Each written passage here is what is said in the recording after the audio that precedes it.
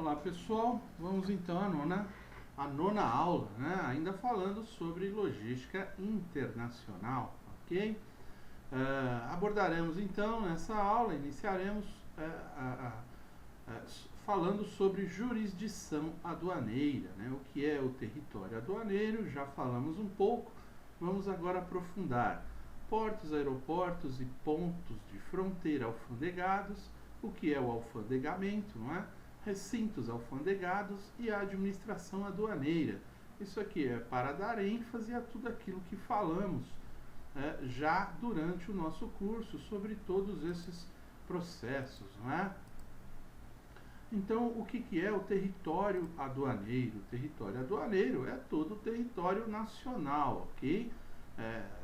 Fronteiras, espaço aéreo, tudo isso é considerado território aduaneiro, o mar territorial, não é isso? A jurisdição dos serviços aduaneiros, ela abrange a zona primária e a zona secundária, todo o território nacional, ok? Áreas de controle integrado, né, criadas em regiões limítrofes, países, né, que fazemos fronteiras ali, temos uma área de controle integrado ali, integrantes do Mercosul com o Brasil, ou seja, você cria ali uma área do controle integrado dos dois lados, com a Receita Federal, vamos dizer assim, dos dois lados, dos dois países, integrando ainda mais essa condição para fazer ali as conferências de importação e exportações de um país ao outro, ok? A zona primária, então, o que ela compreende, né? Ela compreende ali a parte terrestre e a parte aquática, né? Contínua ou descontínua, não é? Você pode ter ali uma mesma área, né, que seja contínua, ou ela pode ter um intervalo e continuar de um outro lado, numa outra costa, por exemplo, se for o caso, né, se houver algum objeto no meio, né, que divida a área. Ela pode ser contínua como não. E nos portos alfandegados, né, portos, aeroportos, enfim. Terrestre, né, nos aeroportos alfandegados também, não é? E ela tem também a área terrestre que compreende os pontos de fronteira alfandegados. E além disso, nas zonas, né, especiais, né, nas zonas de processamento especiais, como Zona Franca, por exemplo, né, e outras áreas. E na área secundária, ela compreenderá todo o restante aduaneiro, né, o restante do território, incluído águas territoriais e o espaço aéreo, ok? Então, zona primária são só aqueles pontos que você faz o embarque ou desembarque que tem a presença da Receita Federal ali, predominantemente na área onde podem chegar e sair veículos com mercadorias internacional, ok? Seja para remessa, seja para recebimento. E o restante, todo ele é considerado zona secundária. E a Receita estará presente nas duas áreas. Aconteça o despacho, né, tanto para importação ou exportação, onde acontecer, terá sempre a presença, será sempre considerado território aduaneiro para a conferência, para a Receita Federal, ok? Nós temos, além disso, uma zona de vigilância aduaneira, né? Ela é demarcada pelo Ministério da Fazenda. O que é uma zona de vigilância aduaneira? É um lugar, né, um espaço, um local, uma região onde tem ali uma grande incidência de contrabando, de descaminho, não é? E que você precisa ter uma vigilância maior pela facilidade de fronteiras. Nossas fronteiras são muito extensas, não é? Isso faz com que a vigilância ela tenha que ser mais trabalhada, não é? Apesar de vermos aí constantemente aí reportagens sobre a dificuldade que é de se fazer esse controle, não é? É onde a Polícia Federal, a Receita Federal tentam manter ali uma vigilância maior. pode ser uma orla marítima, né, onde aconteçam desembarques clandestinos, ou também faixas de fronteira, ok? Mercadorias, veículos, pessoas, animais se sujeitam a exigências fiscais, proibições e restrições, ou seja, nessas zonas de vigilância aduaneira, não é? Você tem uma constante ação dessas polícias, né, das polícias integradas ali, principalmente da Polícia Federal, fazendo conferências, realizando inspeções ali um pouco mais abrangentes, né, um pouco mais constantes, ok? Portos e aeroportos e pontos de fronteira alfandegados. Serão alfandegados para que neles possam, sob o controle aduaneiro, ou seja, eles serão zona primária, não é? E nessa zona é onde estão autorizados, não é? Somente com o alfandegamento é que é possível autorizar, estacionar ou transitar veículos procedentes do exterior ou a ele destinados, ok? Veículos que vão ou que vêm para o exterior, que chegam do exterior ou que partem para o exterior, eles têm ali aquele ponto de fronteira que será um local alfandegado. É o único local que vai permitir que esses veículos que cheguem com mercadoria estrangeira estacionem, ok? Até que seja realizada a inspeção, e no caso de exportação a mesma coisa, até que seja realizada a inspeção para o despacho. É o único local permitido para esses veículos, para ser realizado o despacho, ok? Ser efetuadas operações de carga, descarga, armazenagem ou passagem de mercadorias procedentes ao exterior ou a ele destinados. Falamos bastante disso, do material, ele vai para o depósito, ali que você terá um prazo para embarcar ou para dar entrada, né, na declaração de importação e liberar o material para recolhimento, enfim. E esses locais autorizados, alfandegados, são os únicos locais autorizados para carga e descarga de mercadoria estrangeira. Embarcar, desembarcar ou transitar viajantes procedentes do exterior ou a ele destinados. Nesse caso aqui, vale salientar que não estamos preocupados com o passageiro, mas sim com as bagagens, ok? Portanto, qualquer lugar, né, qualquer aeroporto ou porto que faça embarque ou desembarque de passageiros para o exterior ou vindo do exterior, eles terão que ser liberados pela Receita, eles terão que ser locais alfandegados, terá que ter estrutura para a Receita Federal funcionar e fazer a verificação das bagagens, né, dos materiais, das remessas, enfim.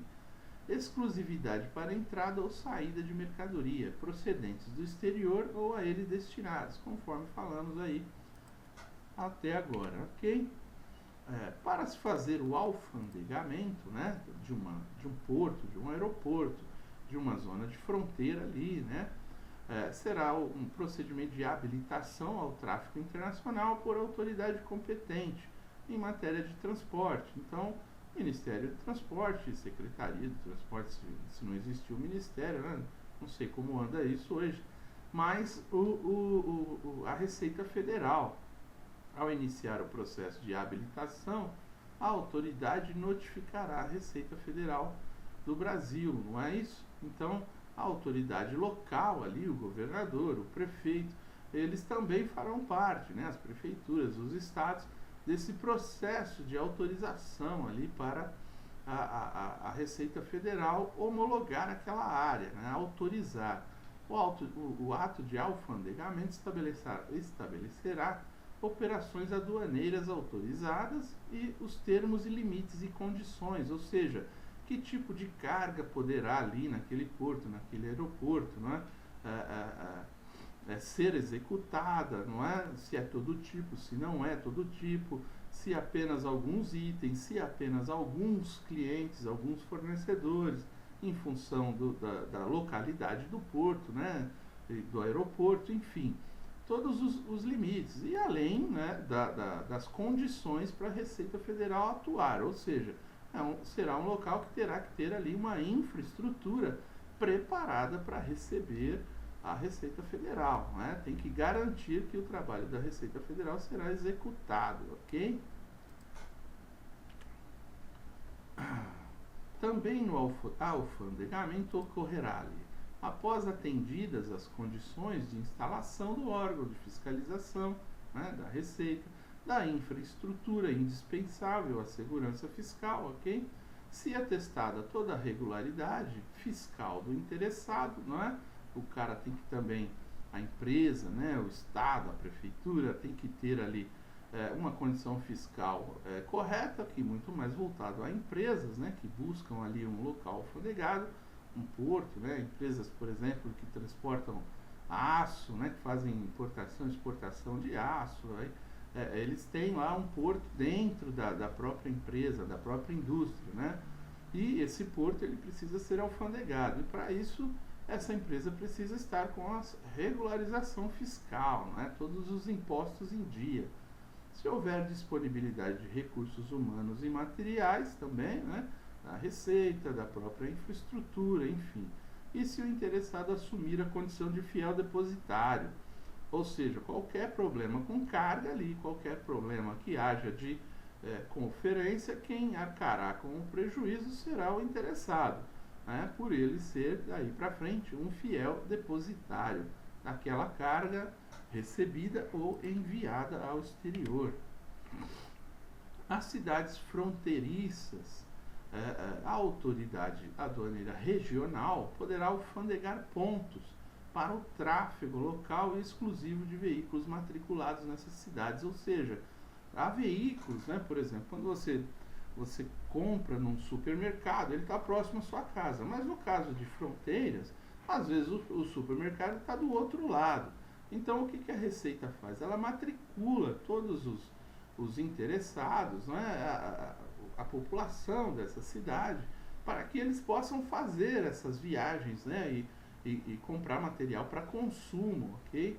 Não pode comprar em grandes quantidades a mesma coisa, né, senão não caracteriza consumo. Mas aquilo que é caracterizado como consumo, a própria Receita já cria ali um local ideal para que esses carros, esses veículos, façam essa transposição, né, sem grandes problemas, ok? As autoridades aduaneiras locais, né, poderão instituir aí, né, no interesse do controle aduaneiro, cadastro de todas as pessoas habitualmente, né, que habitualmente cruzam a fronteira. Não é todo mundo da cidade toda, né, a menos que todos habitualmente atravessam a fronteira. Então, assim, se for num caso mais específico, a própria autoridade aduaneira ali, ela vai verificar se o que é melhor fazer para cada fronteira, para cada região, ok? Os recintos alfandegados, zona primária e zona secundária, sobre controle aduaneiro, movimentação, armazenagem e despacho aduaneiro. Então, nós poderemos ter recintos alfandegados tanto na zona primária, não é? Como acabamos de ver, que são liberadas pela Receita, tem a presença da Receita, e também em zonas secundárias, que são áreas fora da zona primária, mas também tem todo o alfandegamento, toda a presença do Estado, né, do fisco, da Receita Federal, ok? E aí, nesses recintos, então, poderá ocorrer aí, né, toda a movimentação e o despacho de mercadorias do exterior ou a ele destinadas, inclusive em regime especial, ok?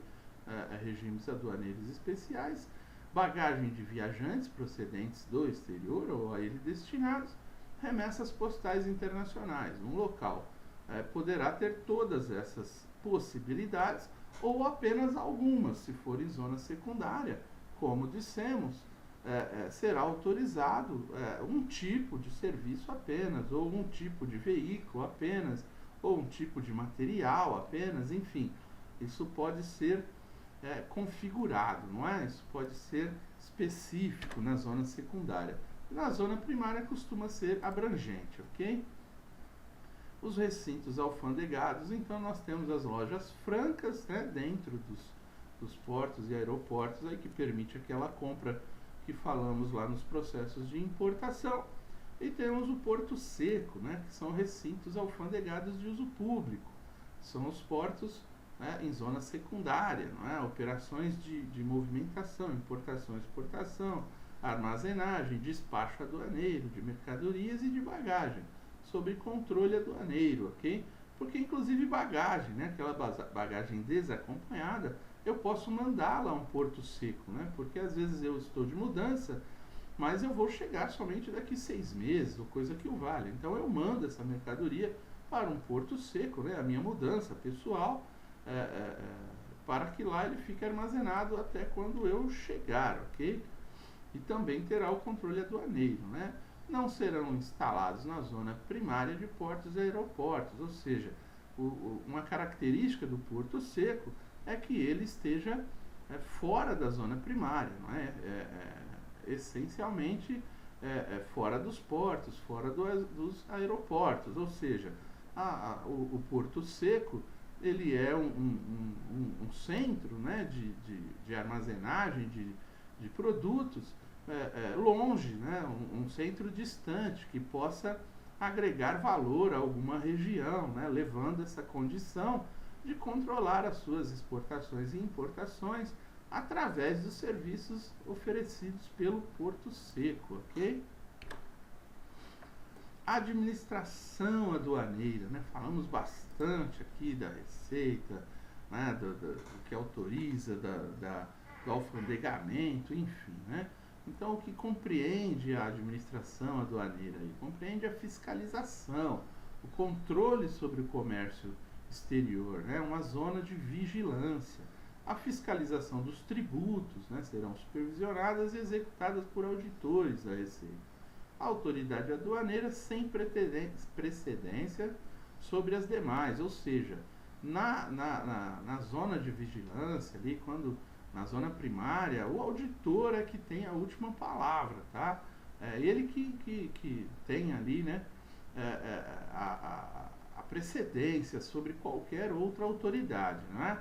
Ele terá auxílio imediato, sempre que requisitado, ou seja, ele requisitará a ajuda, né, o auxílio de algum órgão anuente, conforme vimos em aulas anteriores, ok? Anvisa e demais, não é? E os órgãos intervenientes também que possam participar ali. A disciplina de entrada, permanência, movimentação e saída de pessoas, veículos, unidades de cargas e mercadorias. Então, dentro dessa área, todos os movimentos serão controlados aí pela administração aduaneira, ok? Ok? A guarda de documentos comerciais, né, por todos que fazem aí exportação e importação, tem aquele prazo de decadencial, que são de 5 anos, que comentamos, né? Depois ainda tem o prazo prescricional, caso a administração aduaneira, a administração pública, né, no último dia de decadência dos 5 anos, venha a cobrar, né, sobre impostos não pagos, ele ainda terá um prazo prescricional de 5 anos, tá? A comunicação em 48 horas, caso tenha a perda de algum documento, incêndio, né, enchentes e outras coisas aconteçam, deverão, né, as empresas, né, que tiverem esse tipo de problema, aí, os importadores ou exportadores deverão comunicar aí a administração aduaneira sobre a perda desses documentos, tá? Ok? Em 48 horas, para daí em diante ter os procedimentos exigidos, né? São inaplicáveis disposições legais excludentes ou limitativas do direito de examinar mercadorias, livros ou arquivos, ou seja, dificilmente, não é, será possível criar aí novas leis, né, assim, que não permitam esse tipo de trabalho, ou seja, leis que impeçam os fiscais de examinar mercadorias, livros e arquivos, ok? Isso é uma condição qualquer tipo de disposição de qualquer Câmara de Vereadores, né, ou de deputados estaduais, ou até mesmo da legislação do Legislativo Federal, que tente criar algum tipo de lei que exclua, né, ou limite esse tipo de direito dos auditores, ela será inaplicável, né? Isso não poderá ser realizado, segundo a Constituição, ok? Guarda-livros de documentos fiscais, né, além do prazo decadencial que nós falamos, você tem o prazo prescricional também, tá? E se for de má fé, gente, se for o prazo, por exemplo, mesmo que tenha rompido lá o prazo de 5 anos de decadência, porém, houve má fé, houve crime, esse prazo decadencial, ele sobe para 10 anos, tá? Então, será injustiça, né? A justiça examinará o caso e tomará uma decisão. Ele pode aumentar esse prazo em determinados casos. Prestação de informações, né? Qualquer tipo de informação que você tem que prestar à Receita, ou você é obrigado, em justiça, né? Quem são as pessoas obrigadas pela justiça a prestar informações, né? O síndico, né? O administrador, enfim, aqueles que não são obrigados, né?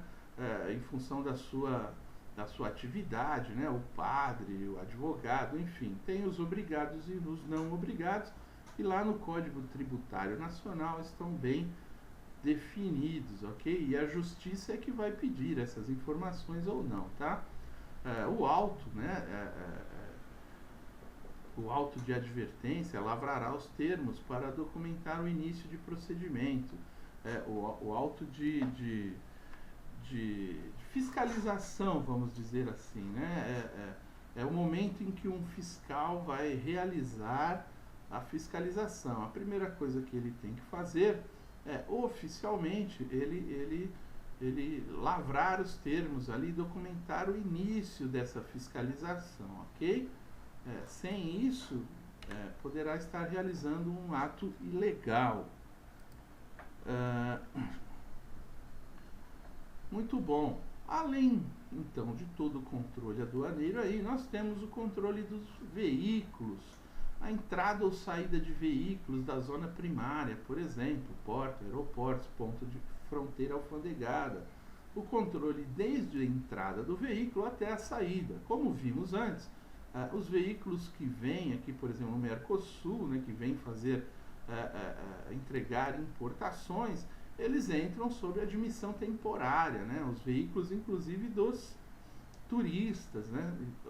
Eles vêm também numa espécie de admissão temporária. Esse veículo depois ele precisará sair, ele tem um prazo para sair do país aí. Esse prazo, se não me engano, são 6 meses, ok? Não pode, nós vimos isso nas aulas anteriores, está bem explicadinho lá. É proibido ao condutor de veículo estacionar ou descarregar, né? Carregar ou descarregar, estacionar, descarregar e carregar veículos, mercadorias, inclusive transbordo fora de local habilitado. Ou seja, se houver ali um espaço descontínuo ali da Receita, e vamos dizer que esse veículo pare no meio do caminho e não conclua, não vá de um lado a outro, ele é proibido de fazer isso, não é? Se isso acontecer, ele será preso, né? O veículo será retido junto com a mercadoria, e aí terão aí os processos de procedimento de fiscais e de conferência, enfim, e aplicação de multas, não é? E demais condições, aí, inclusive processar, né? Processo civil, processo penal, enfim.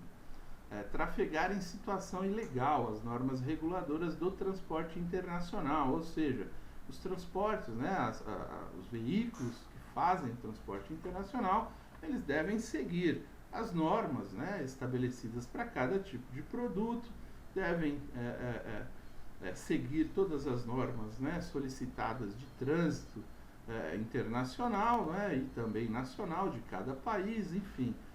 toda essa situação legal, ela tem que ser acompanhada, ok? Desviar-se de uma rota estabelecida pela autoridade aduaneira, né? Principalmente nos casos de admissão temporária ou de transporte apenas, né? De transporte aduaneiro, aquele que você vai fazer apenas o transporte de um país para outro, de um país que não possui mar, né, territorial, e que faz e esse transporte terrestre tem que ser feito entre países, né, passar por um outro país. Ele não pode desviar da rota de forma alguma. Se isso acontecer, também terá problemas aí com multas e recolhimento da mercadoria e da carga, ok? E também estacionar próximo a outros veículos, ou seja, mesmo lá dentro da zona primária, alguns veículos já foram conferidos e outros não. Nesse tempo, os veículos que, né, não podem estacionar uns próximos aos outros, para que não haja aí transbordo de carga, não é mesmo? Isso é fundamental, ok?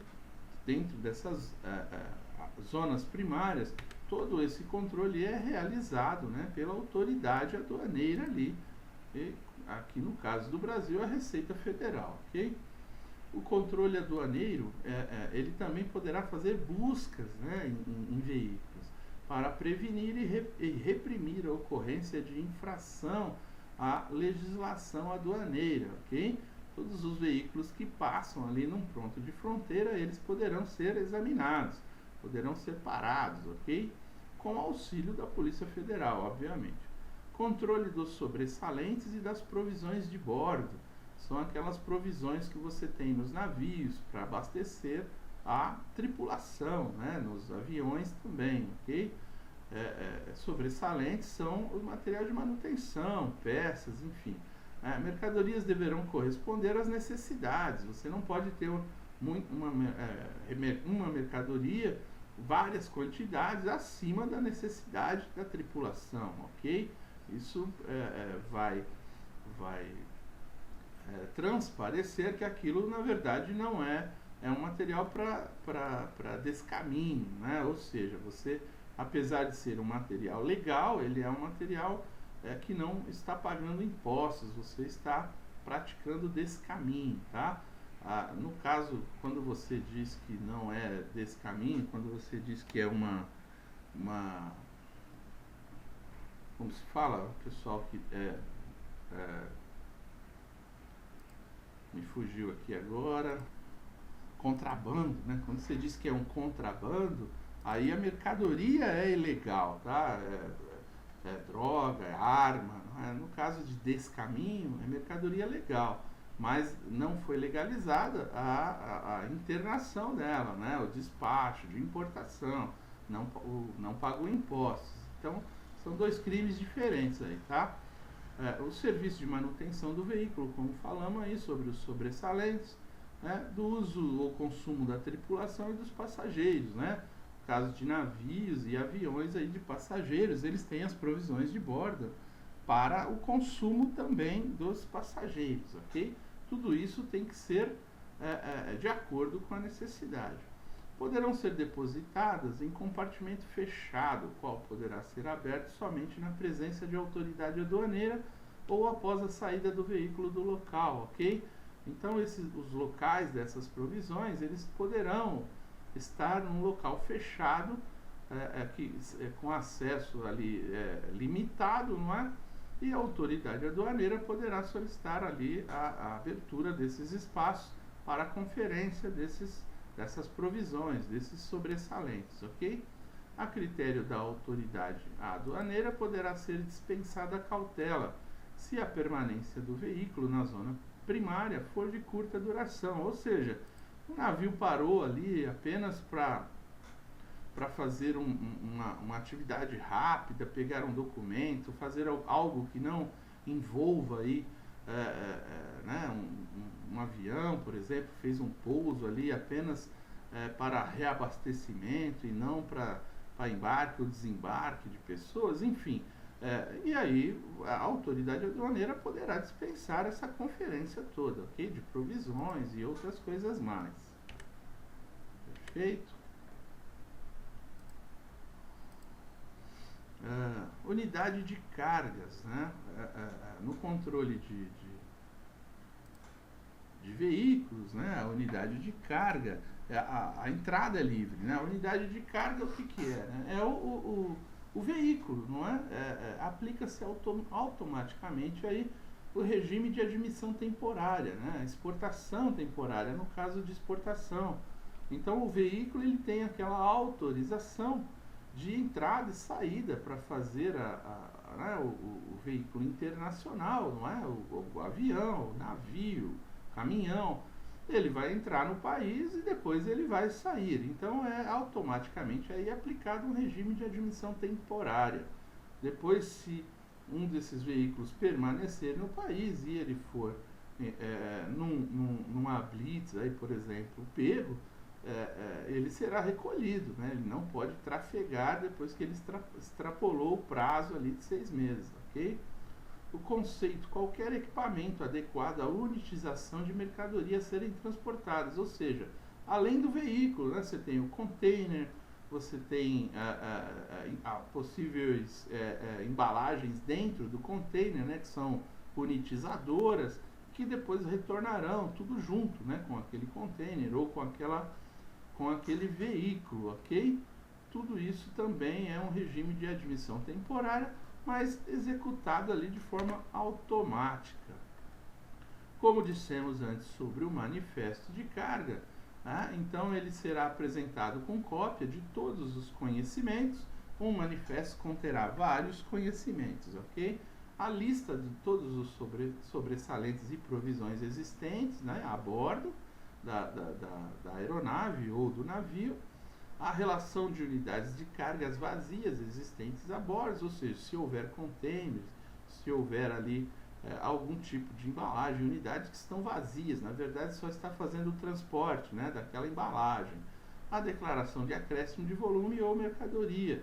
Se houve acréscimo de volume ou mercadoria em função de algum problema, em função de alguma outra coisa. O ponto de descarga e o ponto de carga, ou seja, cada manifesto, né, ele tem um ponto de descarga e um ponto de descarga. Por exemplo, um mesmo exportador, se ele vai mandar material para dois locais diferentes, ele terá que fazer 2 conhecimentos de fretes diferentes. E o navio, se ele for atracar em 2 portos diferentes para entregar, né, mercadoria, ele terá que ter 2 manifestos, um manifesto para cada ponto, um manifesto para um ponto de carregamento e outro manifesto para outro ponto, né, de carregamento ou descarregamento, cada manifesto para um ponto, ok? Na apresentação do manifesto é uma declaração negativa de carga, ou seja, se não houver carga no navio, se você parou lá para abastecimento, alguma outra coisa, e não tem carga no navio, você vai ter que ter uma declaração negativa de carga, certo? Substituirá aí os manifestos. A divergência prevalece o conhecimento, ou seja, o manifesto ele é apenas um documento que reúne todos os documentos, né, os conhecimentos de carga. Então, se houver algum tipo de divergência, a fiscalização pegará todos os conhecimentos para a conferência e valerá os conhecimentos aí nesse caso, ok? Os conhecimentos de frete. Muito bom. Veículos terrestres, né? Quando a mercadoria se destinar a local no interior do território aduaneiro, é aquela mercadoria que você está entrando com o veículo para fazer a entrega num outro país, mas você tem fronteiras terrestres, ok? Deva para lá ser conduzida no mesmo veículo procedente do exterior. O que acontece quando a conferência, né, na conferência desses veículos? A conferência ela poderá ser, quando possível, sem a descarga do material, ou seja, aqui no Mercosul, quando fazemos aí a transposição terrestre das importações e exportações, sempre que possível, a conferência ela será realizada com o veículo carregado, né? Os auditores não regar todos os veículos. Pode ser que aconteça em alguns veículos, ok? Quando ele cai lá no canal cinza, né? Como vimos lá aí vai exigir uma conferência mais detalhada, pode ser que seja exigido o descarregamento do veículo, né, para poder aprovar aquela importação, daquela DI, né, aquela declaração de importação e fazer o despacho, ok? Mas na maioria das vezes, quando é possível, se faz a conferência sobre o veículo, com a carga, né, dentro do veículo. No caso de partida que não possa ser transportada um único veículo, aquilo que falamos sobre uma carga fracionada, uma carga quebrada, né? Uma carga de volumes muito grandes que precisam ser aí quebrada em vários carregamentos, né? Então será permitido o fracionamento em lotes. Cada veículo terá o seu próprio manifesto e o conhecimento de carga do total da partida, ou seja, a cópia, né? Uma terá o original e as demais uma cópia do conhecimento, mas cada veículo tem que ter o seu manifesto, ok? O conhecimento será apresentado por cópia a partir do segundo lote. Como vimos lá, num prazo de 30 dias, toda a mercadoria tem que sair do país, ou entrar, né, se for o caso. Muito bom. Veículos aéreos, né, a informação do horário de chegada. Os veículos aéreos, eles têm um custo muito alto. Então, a agilidade na conferência, ela tem que ser muito maior. Então, para isso, você tem que seguir alguns padrões de importação e exportação que são mais rígidos. Então, você tem que informar o horário da chegada daquele veículo, né, do veículo de importação, por exemplo. Todos os volumes transportados por via aérea serão identificados por etiqueta própria. Então, quando você vai fazer um despacho via aérea, uma exportação ou uma importação via aérea, ele tem lá uma série de regras que cada produto, né, cada tipo de produto vai exigir, e você terá que consultar aí junto a todos os órgãos competentes aí da administração pública, para você seguir todos os padrões que serão necessários para essa identificação dos itens e uma conferência mais ágil, uma conferência mais rápida, tá? A agilidade aqui não quer dizer uma conferência superficial, tá? Ela poderá cair num canal cinza também, não tem problema. A conferência ela será mais detalhada, mas ela será mais ágil, por ter aí uma identificação item a item muito mais acirrada, não é? Muito mais complexa, muito mais própria. O caso de pouso de emergência aí também ficarão sujeitos ao controle da autoridade aduaneira, com jurisdição sobre o local da aterrissagem, a quem o responsável pelo veículo comunicará a ocorrência, ou seja, caso um veículo, um avião, um navio tenha que parar, tenha que pousar num local não planejado, que não seja um porto, um aeroporto alfandegado ali, autorizado para voos internacionais ou viagens internacionais, ele o fará, porém esse veículo, se não tiver correndo nenhum risco de segurança aos passageiros, ele não poderá ter nenhum tipo de descarga, né? Ninguém poderá sair também do navio, as pessoas têm que permanecer, ou no avião, tem que permanecer no veículo até que uma autoridade competente da administração, né, uma autoridade aduaneira, possa fazer essa liberação, ok? Em caso de pouso de emergências. É óbvio que em caso de segurança, não é? Aí não, né? Aí as pessoas desembarcam, né?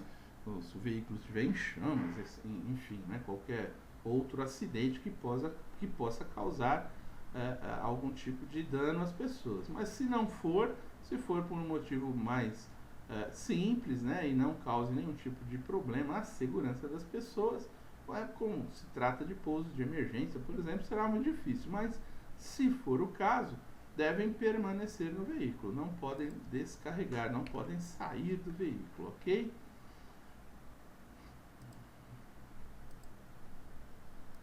Ok.